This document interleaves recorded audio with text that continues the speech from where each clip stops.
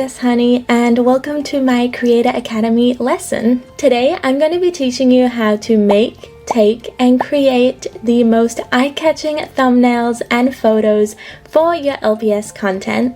Thumbnails are a super important part of creating LPS content because it's the first thing people see. Whether it's a YouTube thumbnail, an Instagram reel, or a TikTok post, thumbnails are the first thing people see when they click on your content. So get ready because today I'm going to be showing you my tips and tricks on how to turn your thumbnails and LPS images from this into something like this.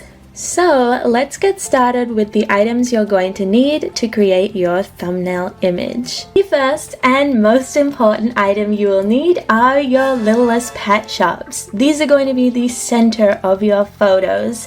For me, I'm going to be using the Diner Play Pack pets, which are now available at Target. And specifically, I'm going to be focusing on our little kitten here for the subject of our photos. Next are accessories. I'm going to be using the Diner Play Pack accessories, but you can use whatever you want and get creative because this is a pretty important step.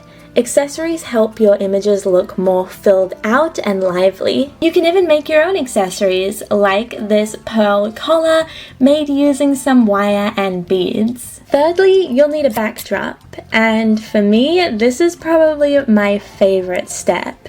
Getting a backdrop is super easy. You can get them from recycled cardboard, craft paper, packaging, magazine cutouts. You can even paint your own. The backdrop for today's video is actually an insert from Littlest Pet Shop packaging. I simply cut off the bottom and placed it behind, and you wouldn't even be able to tell. And the final item you'll need is a camera. Now, not everyone has access to big, expensive, fancy cameras, but thankfully, modern phones take just as good quality images for thumbnails. Most of the thumbnails on my YouTube channel were actually taken with my phone. So now that we have everything we need to create our photo thumbnail for our content, let's assemble it. Starting off with a blank base, the first step for me is to add our backdrop.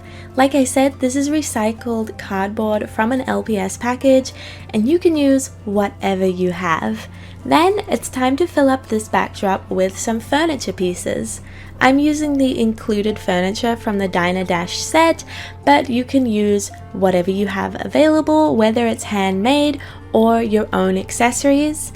I actually grabbed some parchment paper from the kitchen to make a little wrapping for our hamburger for the LPS, just to give it that little realistic touch.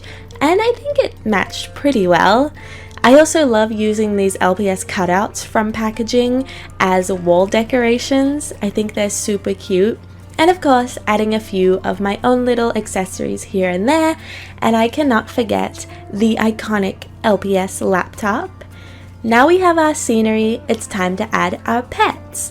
I really like filling up the major gaps with LPS to make the scene look more alive, and it also gives us multiple shots we can take of each LPS.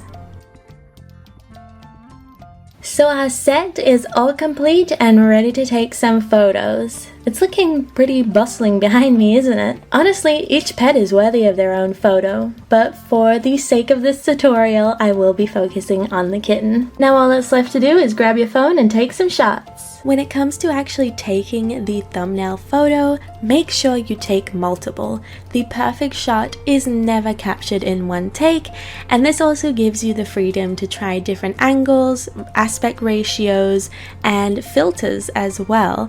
I always take multiple shots, and it's really worth it to go through them and pick the one you find the most appealing.